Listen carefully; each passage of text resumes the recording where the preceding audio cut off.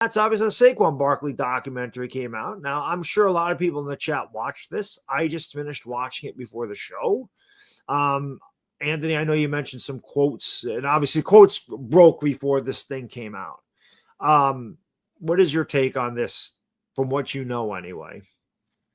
Okay, first and foremost, it's time for Saquon Barkley to move the fuck on. Stop talking about the New York Giants. I'm tired of hearing about him every few months, have a new wrinkle to add to the story of how the Giants screwed him over. He wasn't screwed over. He's making a lot of money. And in that documentary, they make it very clear that the two sides were not that far apart. The New York Giants and Saquon Barkley had a $2 million contract guarantees disagreement. That's it. It wasn't even about the annual salary. They were willing to give him the salary that he wanted. It was over $2 million in guaranteed money in the contract. And that's why he felt so screwed over and felt like he needed to leave and also go on a press tour for 2 years about it. So that's what it was. And there's quotes of him saying, I would have taken $10 to $11 million if the New York Giants would have offered it and operated differently. Bullshit. Because if you felt that way, if you felt like you would have taken a pay cut with the team, you would have been okay with the $2 million in guarantees that they weren't giving you. So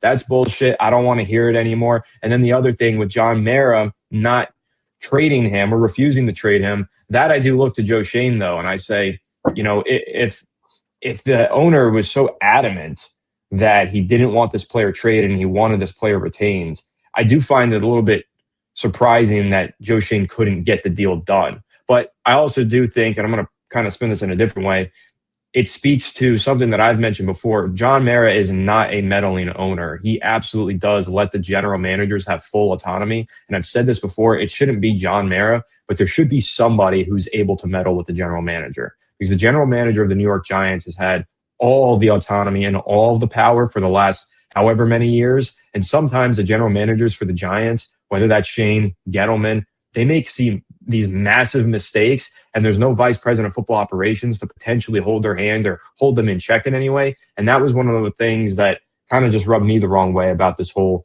Saquon Barkley new details saga. There is a dysfunction in the organization from the ownership to the general manager to the rest of the front office level. And right in there needs to be somebody with more say and power, not a Mara family member like Tim McDonald or something. But I just found the whole thing to be a little bit dysfunctional.